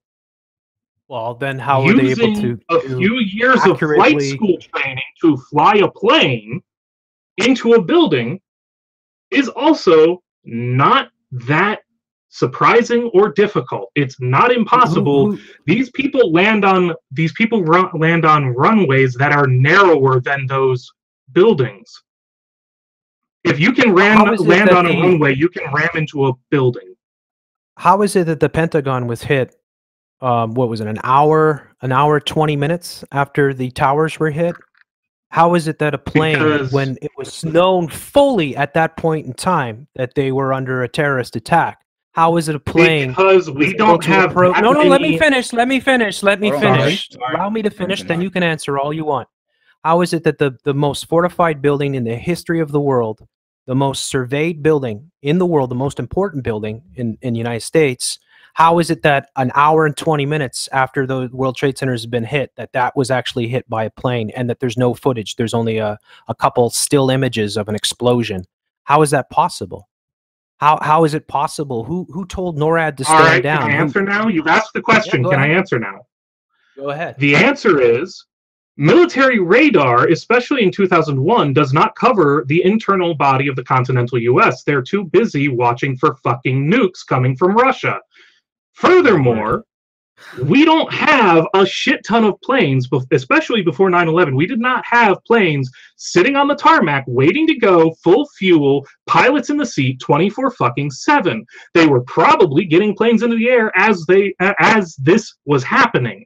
I don't know exactly the timeline. Like I showed you, I don't have everything in the world pulled up right in front of me any more than you do. So maybe they had planes in the air, but were the planes in the right place in the air to do anything about it? Well, I mean, how could you not have planes? You had planes. They even announced that they were monitoring the big targets, and they knew that the Pentagon would be a #1 target. I mean, it's if any building's going to be hit, it's the White House and the Pentagon. And how do you cover 360 degrees of sky, all elevations?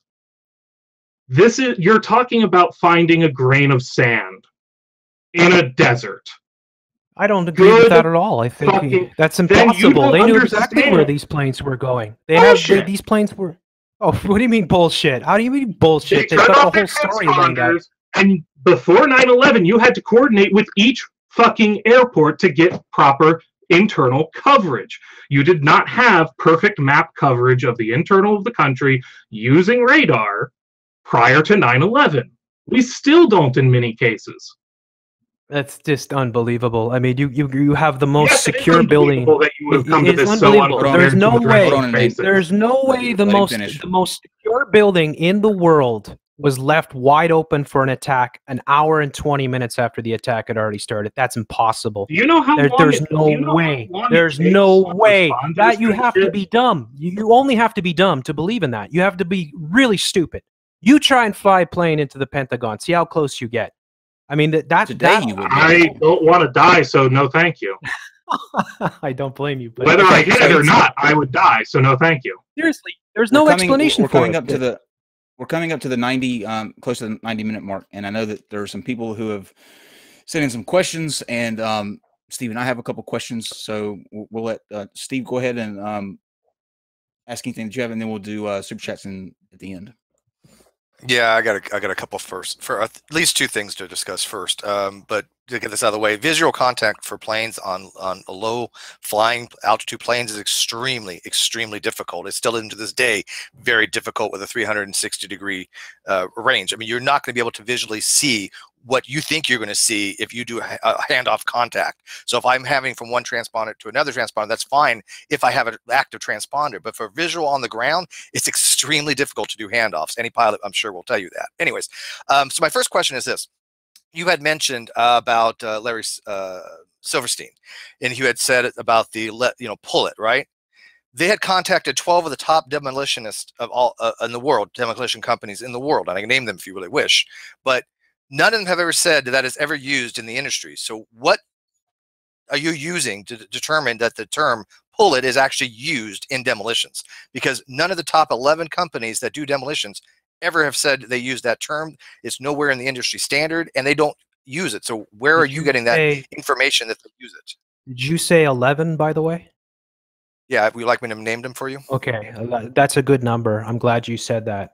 Yeah, of course not. Oh, no. I mean, who? Oh no, no, Jeff. Oh no, please don't, Jeff. Well, hang on, hang on. So seriously. do you have a company that uses that? Do you have a source of a company that uses that terminology in the industry?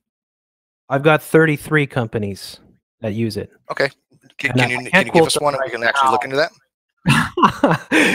I can quote them right now. I can give you the 11 companies I'm using as a source. Brandenburg Industrial Service. I'm glad that you do that. And there's no chance that any. Wait, let me finish. There's no chance that any of those companies. Can I finish, please? Yeah. I have 11 reputable top demolition companies, none of which use that terminology. I'm asking you for one that does as a reference. And you don't have that available right now. Well, I mean, did I come with that prepared? Was you can get it though, right? Was it? You could get it. You can get it, right? I'm sure I probably could. Take a look up. Yeah. Sure. Hold on. Okay, hold on. Yeah. If you either how do you explain that? Let me ask you this. How do you explain it? How does it make sense? Listen, we'll explain that, but let me ask you a question. You made the decision. Play the clip of Larry Silverstein and ask your audience to make it. Why did Larry Silverstein just renew the whole insurance? Mute Jeff, please. Listen, Jeff. It's not going to work that way, okay? I told you at the start that we would be very respectful with you. We have been, and you have to let people finish. Now, what Steve asked you was a very reasonable question. You said that you had 33 names that you could name off of businesses that use that term.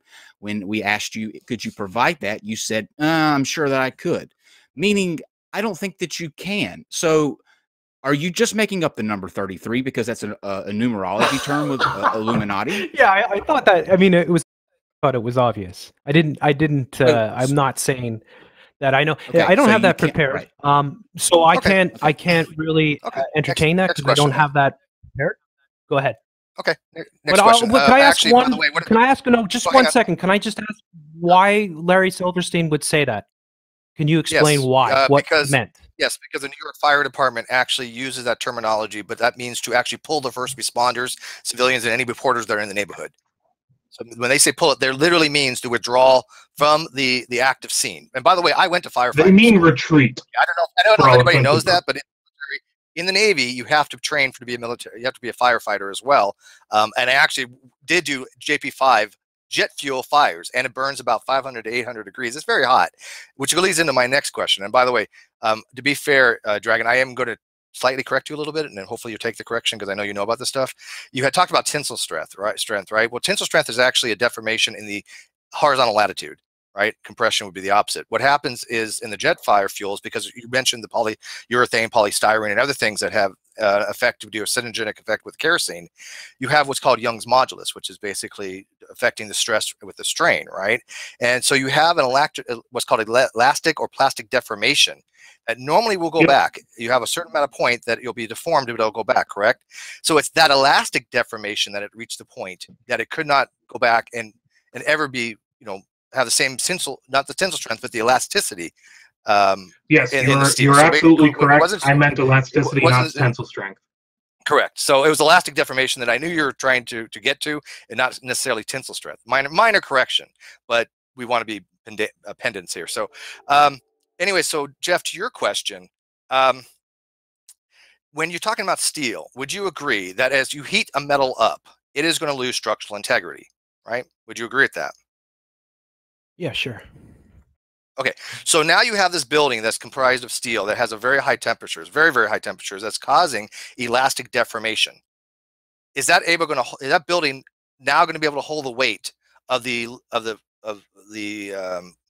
floors that are above that steel that's being heated right now, right? So how do you explain the fact that when you have a rise in temperature or you have a rise in strain on the metal itself, why it would not collapse? What is actually going to keep that metal from collapsing? Because you keep on saying that, having this idea that planes hit the building and it gets really hot, nothing's going to happen. Well, that's not how physics works. Of course, you're going to have elastic deformation.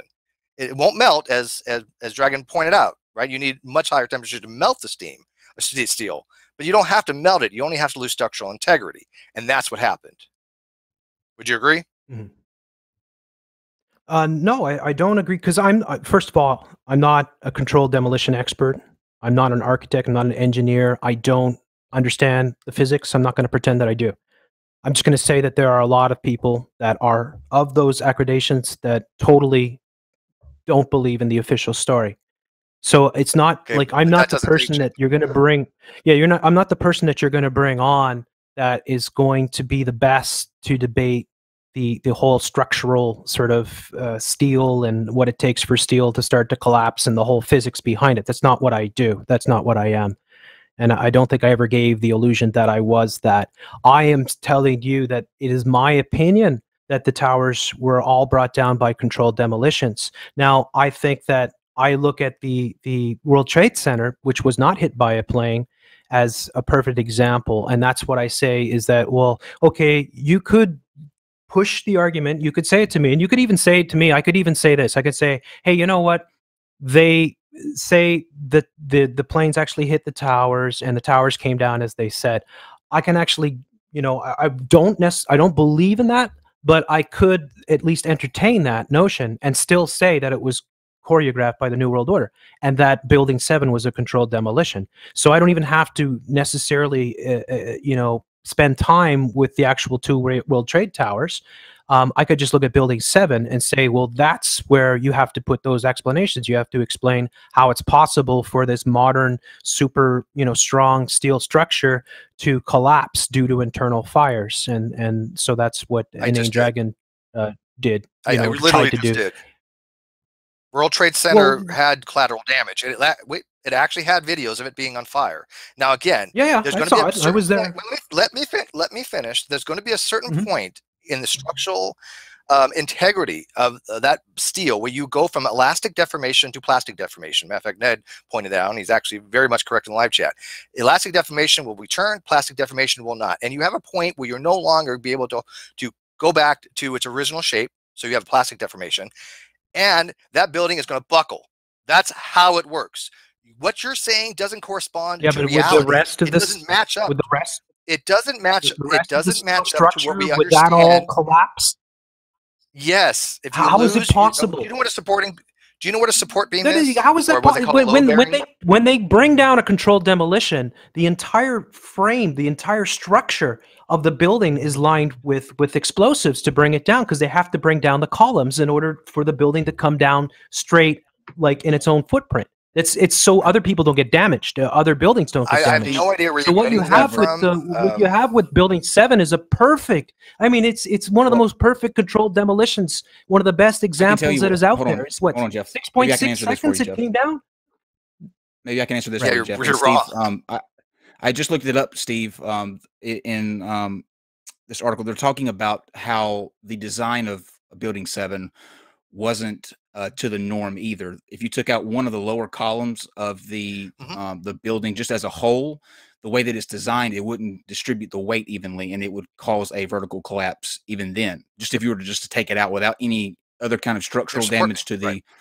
Yeah. So the design could be a factor as well. It wasn't nobody could foresee what happened. So just the design load took it down. Why is that not more simple? If you want to believe that, that's fine. Well, I mean, hang on, one quick, Jeff. What this really makes a difference here. You've even said you have no expertise in this whatsoever, none. And I'm not saying anybody here does. Although I did take metallurgy, and I know Inane has very advanced classes in engineering as well.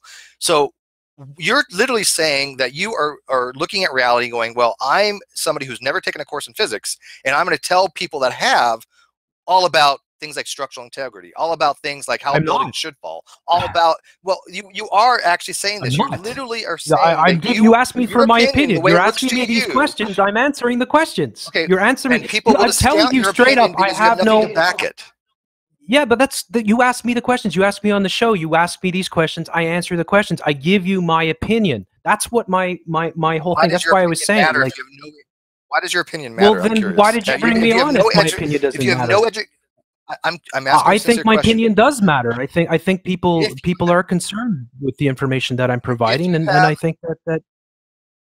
Jeff, go ahead. If you have no expertise in this area, nothing that you can point to and go, these are the reasons why I have this belief. Let me show you how the physics works. All you have is nothing. You have vacuous statements that don't correspond to reality, that don't correspond to what we know about physics, and don't have any substance to actually convince anybody beyond just, oh, well, I'm going to believe this guy. Except for the 3,000 plus architects and engineers that are out there that believe fully that the entire thing was a controlled demolition.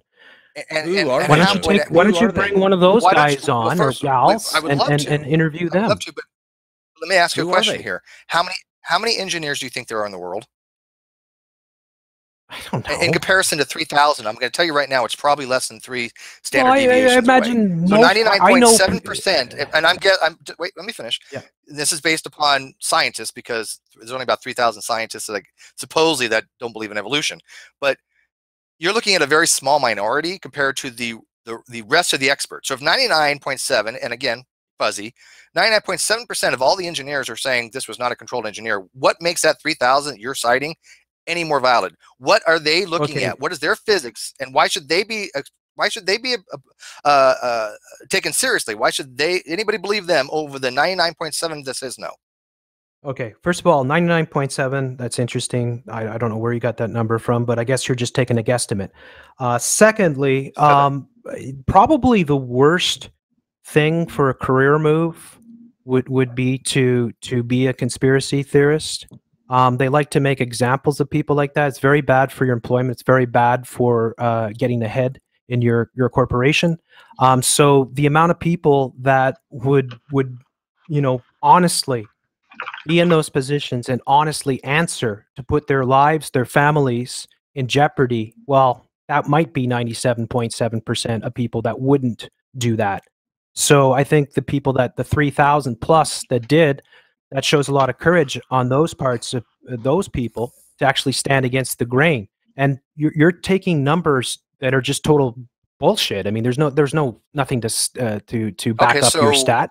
You're just assuming that any architect or engineer that hasn't come out in favor of 9/11 being a controlled demolition is against it automatically, when many of them would be very fearful of what could happen to their careers and their families and their livelihoods. So, I mean, I think most do you have the names of those 3,000 we can look at, by the way? Because I don't think any of them are structural engineers, and I don't think architects and engineers for 9/11 truth or something like that. Yeah, I'll give you the. If you Google that, it says that they were not experts, or that they. Yeah, I don't think any of them were experts either. Or they were members of conspiracy groups already. Well, you guys obviously have no desire to even entertain that this could be a conspiracy or an inside job. We are, 'cause so we're talking I mean, to you you. haven't given us any We are evidence talking to to do you. so. that doesn't mean anything. Come on, you're talking to me. I mean, I don't entertain Listen, the possibility of unicorns flying out of my ass. a case that was strong enough, if you presented a case that was strong enough, you would sway people. There's no reason for us to hold on to a lie. That's not how we operate. If you were able to present a better case that this was actually an inside job, or that there was something to the claims that you're making, we would change our mind. There's no benefit for us holding on to something that isn't true if we can clearly see it. But we can't clearly see it because it's not there. Look, I'm the most censored channel in YouTube history. Do you know that? Do you know that I've had hundreds of videos pulled by YouTube? Okay, so what I'm trying to tell you is most people that want to have videos. I don't know. Well, I mean, they're what I do. Okay, so but just think about this for a second. What I'm trying to tell you is this: if you want to have a successful YouTube career, pushing 9/11 truth is not the way to go, and it's going to get you censored really quick. I mean, he had a very successful channel. That's not a credible. That's not a credible source. Okay, so I'm not going to, go there, sort of thing. But what I'm telling you is that anybody that stands against the official narrative of any story, Sandy Hook is a great example. Their careers are threatened. They get fired. You're not allowed to question the official narrative. And my specialty over the years of doing this, like I was one of the ones that exposed Sandy Hook as being an inside job, a complete, fabricated fake shooting sort of thing. Excuse me? And Excuse me? Stop. Dave, yeah. Dave, mute him. Okay, I didn't know this. But if you're going to come on here and try to say that those kids who lost their life at Sandy Hook is fake or an inside job, you're not welcome on this show. Dave, please remove him from here. I will not have somebody that spouts off that kind of ignorant bullshit. Not happening. Well, how much different is that than the 9/11? Now, granted, he admits people died in 9/11. So, but I mean, if you're going to say that people that didn't, yeah, exactly. Yeah, if you're going to say that kids didn't die in Sandy Hook, and I've had the same thing. There's a huge difference between huge difference between the discussion we're having tonight and saying that those kids that lost their lives didn't have a huge difference. Totally. And I'm not going to be a part of any of that. Not happening. I got a big problem. Totally. There's a reason I bought this. Yeah, somebody earlier. There we go, baby. Hey, come on. Somebody earlier in the chat had said, "Is that guy?" Actually, they said slob. Seriously, downing booze on camera. I said, one, he's not a slob. You have a problem with somebody drinking, and I'm pretty sure he needs a drink for this shit. I'm gonna have one afterwards. I guarantee it. I was only drinking Rockstar. Oh shit. I will listen to I'll listen to anybody's beliefs, no matter how crazy they are. But when something like that happens, when kids are being shot in an elementary school, and you're going to come on here and try to say that you exposed that, that's disgusting. Yeah. And it won't happen here. Yeah, Inane, I'm going to let you now sum up your thoughts from this discussion and add any kind of last-minute details that you would like, anything like that. So it does feel... On the one hand, it feels a little unfair because he's not here to retort. On the other hand, I kind of want to say fuck him for that Sandy Hook shit. The shortest version is he can't explain how his super voodoo psychology is supposed to work, and I demonstrated that it can be used to prove that he's programmed to believe in conspiracy theories that don't actually exist, by the exact same methods he presented to claim we're programmed to believe in 9/11. And he couldn't do anything about that except to go, those don't count, those don't count, those don't count. He, to his credit, had said right from the get-go that he is not the guy to talk to about the engineering standpoint.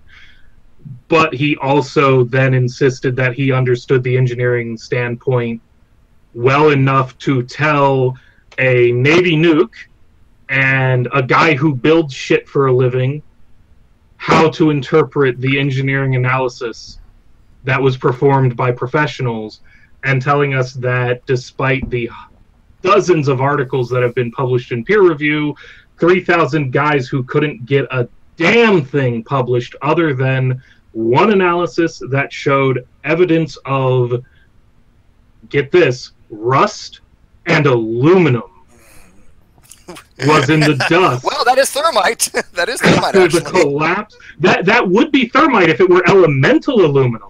The problem is Yeah, all of the that's aluminum a was fair trapped point, yes. in molecules, which means Very you good couldn't point, use it yes. to create a thermite reaction. Absolutely What you right. could Yeah. say was that you had red paint and red primer, and you had part of an airplane made out of aluminum. Yep, you're exactly right.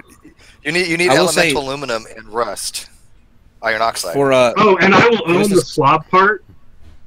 I'm competent enough that I don't have to care about looking good. I gotta tell you, listen, can I just say real quick? you did. I'm so Yeah, I was impressed going to say the same at- thing you of are. your That you performance. you did killer, man. You were I was you were very just impressed amazing. with what you. Yep. I to say thank you or something. appreciate it. I think the biggest thing that I am owed any kind of a compliment for is not strangling myself or damaging my computer equipment in frustration with that guy. Yeah. Well, it's just. I mean, it's we all go through that. I mean, it's very frustrating when you know, some people assert things, and when you just question them, they lose their shit. It's like I asked them very simplistic questions, like the pull thing. By the way, and I think he said pull, not pull it, but I don't remember exactly what Larry said. But when I asked him what were these companies that use this in the industry standard, he said before I remember correctly, he had numerous sources, 33 different sources. Couldn't name one. I think This is that what I'm was talking about when meant it comes to to be conspiracy to try and steel man him. I think that was supposed to be a joke, a numerology joke. 33 to year 11. Possible.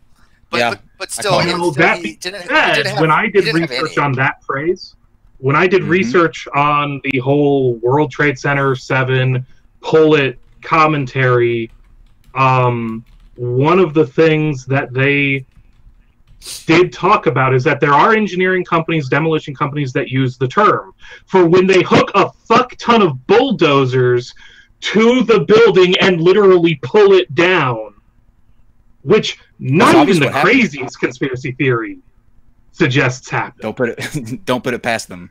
A comment just was made in the live chat that says, "I see a little bit of Aaron Ra in Inane." That's high praise right there. So I've been High compared praise. to Aaron Ra and Penn Jillette so And- far this stream.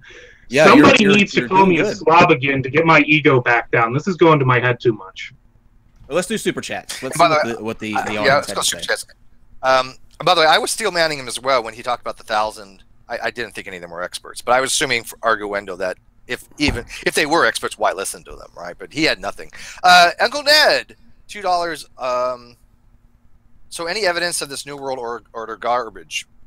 None that I see. By the way, I will go on record. I'm Jewish. I am part of the New World Order, you know, and it pays like shit.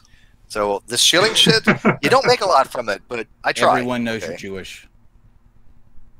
Mazel tov. Miss V, $2. Is it possible for a tinfoil hat to be too tight?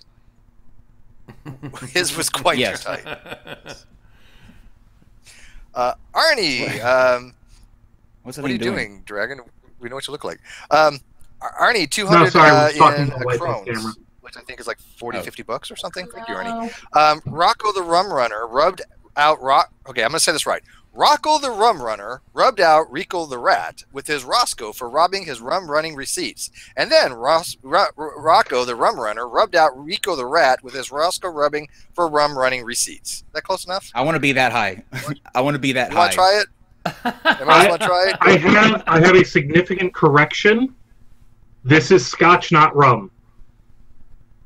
Yeah, well, this, yeah. I feel This that was that's supposed an to be important scotch. thing to clarify. Yeah, Steve, tell everybody your story about that. Real quick.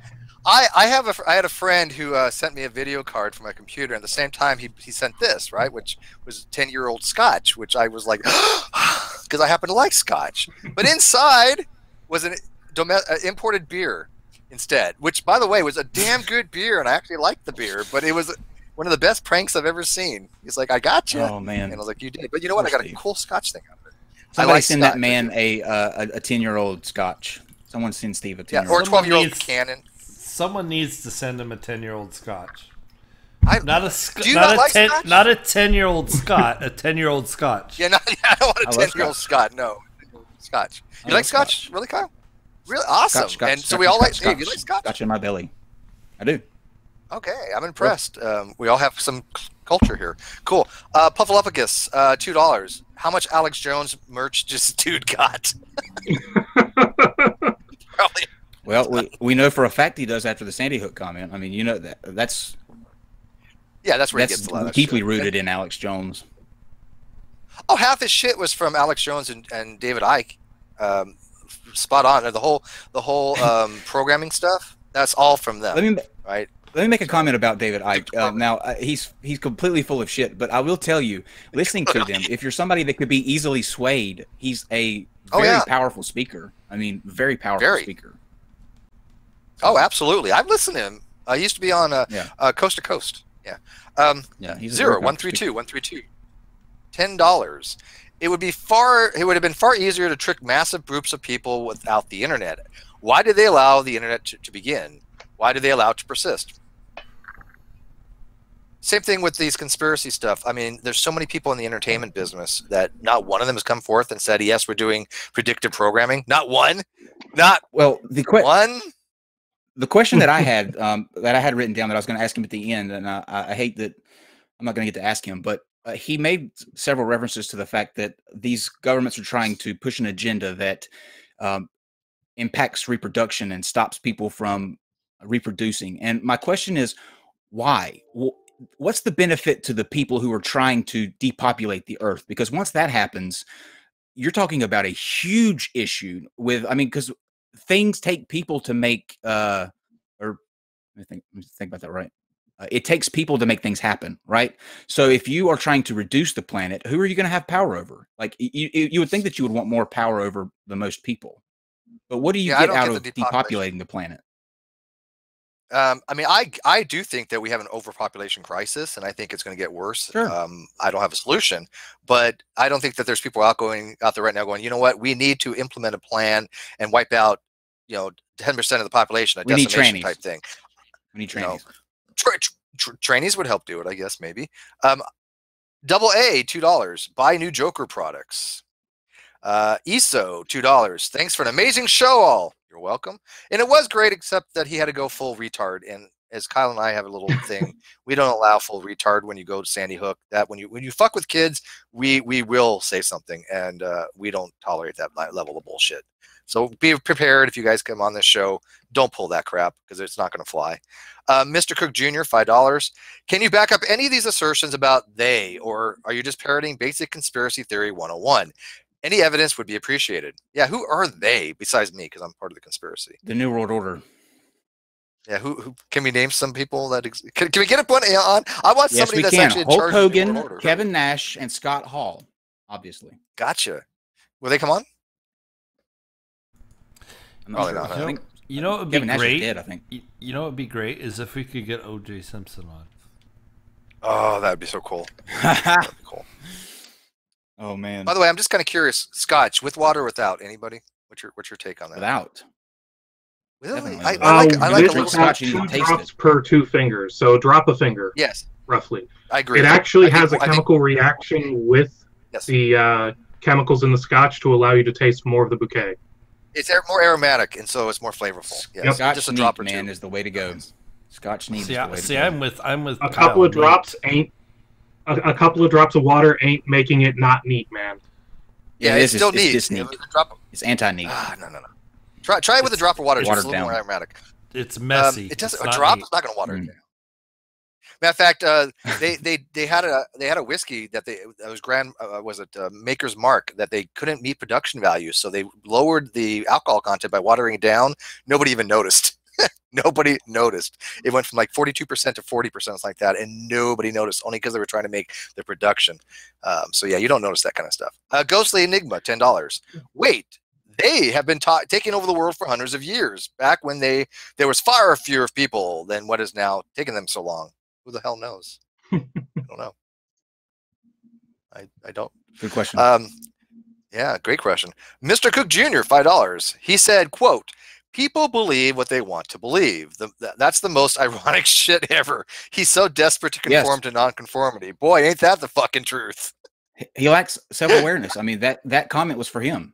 Absolutely. Exactly. That he was talking. That's a subconscious thing. I think the mic drop moment of the night was when Dragon happened to mention, though, all these things that are programming him to believe his conspiracy bullshit, right? Yeah, the movies use the same approach. The movies was brilliant. It was over after that. I didn't think about that, and I wish I had. I'm really quite envious that was such a brilliant move. Mr. Cook Jr., $5. More or less what I spent a day or two researching was how many movies say what he do what he says they do versus how many do to him exactly what he thinks is happening. Well, yeah, I think that was brilliant. You have a. It was the obvious way to go in my mind. Yeah, you have a really good knack of just turning stuff around. Like that was fantastic. Like you would just. Yeah, I didn't know that it was going to get into that subject though. I had no idea we are going to go from 9/11 to predictive programming. He specifically asked Kyle if he specifically told Kyle that was going to be something he had to talk about if he was going to be a guest. So I prepared, assuming that he'd want to go down that rabbit hole. Correct. Good. And I'm so glad that you changed your mind. Like when we were talking about doing this on Twitter, I was like, you know what? He would be absolutely perfect for this. But you stated, originally why you didn't want to, and I respected that. And when you came back and said that you changed your mind, I was thrilled because, and this proves that you did amazing tonight. Mm-hmm. It was one of those things where once I saw that he wanted to bring up all of the crazy bullshit instead of focusing in on the engineering side, which any engineer could talk to, I went, okay, I'm not an expert by any means, but I'm an engineer. I've got psychology training. I understand woo, and my job is research. So I'm probably the best compromise that you could get on short notice. Oh, I don't think you were a compromise. By the way, it was not a compromise. Yeah, not by any stretch of imagination. But you don't have to be an engineer to understand these basic concepts, right? I mean, you really do not have to go get an engineering degree to do everything that I related and you related. But it does. It does help if you want to focus on. It does help, or for that matter, I work with a lot of Navy guys, ex-Navy guys. So yeah, somebody who's got that naval experience and training for something like this, where you can talk to fires, you can talk to the effects on steel and other metals. Anybody with that kind of grounding can speak to that. And I have no idea what Hodge D wants to argue with anybody about, but he keeps bitching. I'm telling you. Do you know what your stay time is for a JP5 fire as a number one nozzleman? 30 seconds. I was going to say run the fuck away. No, it's that hot. You can only last about 30 seconds. I don't recommend it. Anyways, Johnny 5, or is it V? I still can't remember. Is it Johnny V or 5? Okay. Yeah. Johnny, $5. Hey, Inane Dragon, you're hella smart. Yes, he is. Glad to see you on the air. The U.S. focused more on the external threats than the internal threats, a.k.a. USSR nukes. So we're not the only one that thinks you're smart. A damn Smith, £5. I wouldn't say America is the most powerful country in the history of the world. I would say it's one of the most influential. Maybe not necessarily the most powerful. I don't know. That's subjective. But I think that the influence. It would depend. It would depend so heavily on how we were measuring power. Yeah, I mean, Europe has been a very powerful entity throughout history. More than America. And to answer you, Rasmussen, I mentioned Navy because I work with Navy folk.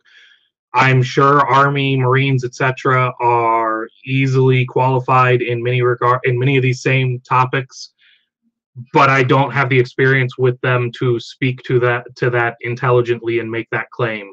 So that's why I'm limiting it to Navy. And you do know that Navy nukes go through a lot of training. That's for damn sure. Michael W. Roble, $5. What are his credentials in psychology? I don't think he has credentials in anything. He said, did he? Right. Which again doesn't really matter, except if you're going to cite that the experts are wrong, you need to be either A, come from a position of authority to have some credence, or two, make a damn good fucking argument. A person can be a high school dropout, but if they got a legit good argument that is logical, rational, convincing, I'll be like, shit, you know what? You need to present this to the experts because you're making a hell of a lot of sense to me. And I'm not an expert, so you got to start somewhere. But yeah, I don't think you need to have credentials to make a legitimate argument because we do it all the time, and none of us have really any credentials to speak of. Oh, I do. Well, in business, you have because you have a business degree, so yeah. I have credentials in fabulousness, which can apply to anything. Flamio, $2. Who are all the members of the New World Order? I think you mentioned Hulk Hogan, them all, right? Kevin Nash, Scott Hall. Kevin Nash, and Scott Hall. There you go. Brant, thank you, Kyle. Great call. How upsetting. $5.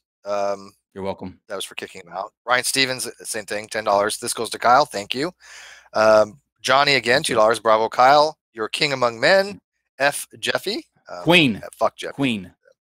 Queen. I'm king. He's queen. Dr. Zayas. Oh no. $10. Oh no. Inside joke. Dr. Zayas, great job, guys. You killed this one. Depressing that a huge number of people buy into 9/11, Sandy Hook, etc. conspiracy theories. Though, how do we fix it? Feelings don't care about our facts. How do we fix it? We talk about it like this and expose it. What else can you do? I don't know. And Drew Richardson, £10. Didn't the towers fall from the point of impact? Did the demolition crew know beforehand exactly which floors the planes would fly into? Yeah, there's been so many different things for the 9/11, all the way from drones and everything else. If you actually look at the video, something struck it, and it does look, and one of them was a plane. The first one was really easy to see, and I remember where I was, going back to like full circle. When the first plane hit, nobody knew what the hell was going on, right? It was an accident. It was, unfortunate accident. How this accident happened, we don't know, but within about an hour, whatever it was later, when that second plane hit, that's when people were like, this is an attack of some kind. And I think that Dragon, you made it very clear. Stewardesses and pilots were not ever trained for this kind of contingency.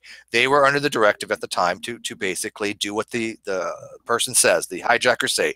They were not under the mindset that there were people so radicalized to try to take a building, or to be a airplane, and fly it into a building as a weapon, right? That was a mindset that had been not instilled into the American public as of yet.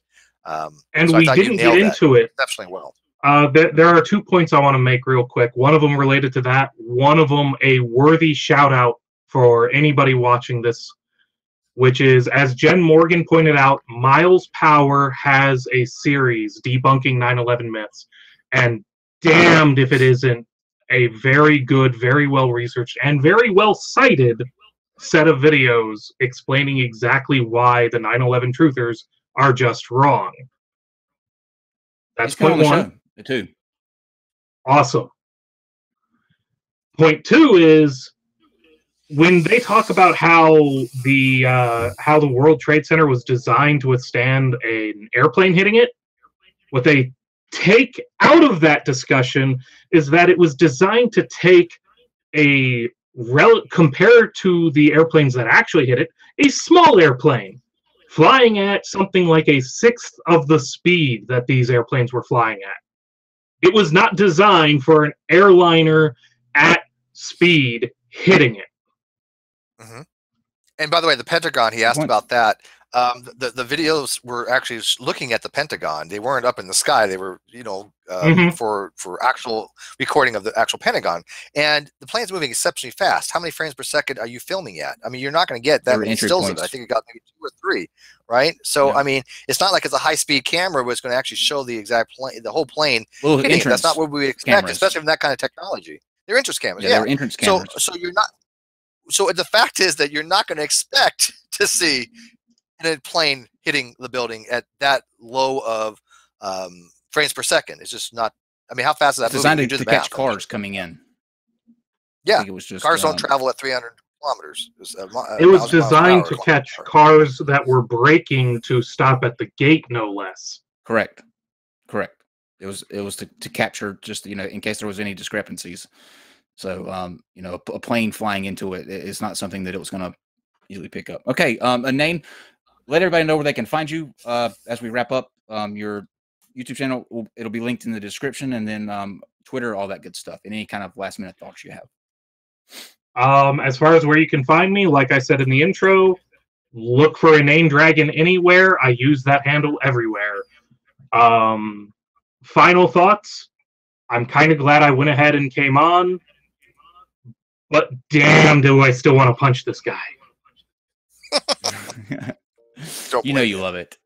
We're glad you came too. That was fantastic job and a fantastic job. There's 2 more super chats. Wow, you guys are getting rich tonight from Jungle Prowler. And Conspire for Truth says, I am related to someone who helped rig the buildings on 9/11. Cool story, bro. Yeah, he has somebody that knows somebody that knows somebody that's related to somebody that, yeah. Well, I'll tell you what, if he could bring him on here and the guy can actually show how it's done, I will entertain it. Sure. I mean, I know it's bullshit, but we'll let him take his best shot. It's not going to happen, by the way. Sure. So, guys, thank you very much for tuning in. Sorry that it ended abruptly like it did, but we will allow a lot. I think we're a channel that no one can say that we don't let people that in other circumstances shouldn't have a voice. You know, we are not known for, as the Inane Dragon has pointed out several times, there are some people that we just should not allow on here. I think he's said that quite a few times. So that's just one thing we will not take. We will not accept somebody that when children are murdered like that, spouting off at the mouth and doing that. But thank you for sticking with us. Hope you enjoyed the show. And tomorrow, Issa the Original will be with us. So we're looking forward to having her on. And yeah, we'll have a good time. So until then, Steve, you got anything else before we close out? No, I'm looking forward to that tomorrow. Just no, just that I haven't talked to Fire for Truth saying gladly he'll bring his relative on. And listen, ahead of time, prepare. So his relative actually has evidence that he was physically there, putting the demolitions on. No. Okay, well, who would admit that? Who would admit Why does that? this have to be water? And if he did do it, how come they haven't killed him for coming out? You know, this New World Order, they suck at if that's the case. Leaks. If that's the case, he doesn't like his uncle very much. Just crazy uncle. Yeah. Don't forget too, on Sunday at 4 p.m. we will be now it's going to be a dance, I guess, of sorts. We put out the challenge to Dean Esme because of the article that he wrote about Steve in the show, and he answered it. Him and I believe it's Andrew and another person will be joining us. So it won't be like Andrew Rappaport. Okay. He will actually be coming to answer. Andrew, wait. I'm sorry. Run that by me again. Andrew's coming on here? Correct. There is a God. Thank you, Jesus. I am now a theist for the next. Not Andrew Rappaport. Oh, for fuck's sake! God damn it! The guy on Twitter that has the icon. God. The icon symbol. Andrew. The Andrew, the avatar. Stratolates? Oh, that fucker. Okay. Stratolates, yes. Whatever. Who gives a shit about him? Whatever. So, are you kidding me? You have me so excited for nothing. This was like me on prom night. I got all excited for nothing. Yeah. So join us for that, won't you? And other than that, you guys have a fantastic night, and we will see you tomorrow at 8. I'm so sad. Non sequitur. Your facts are uncoordinated.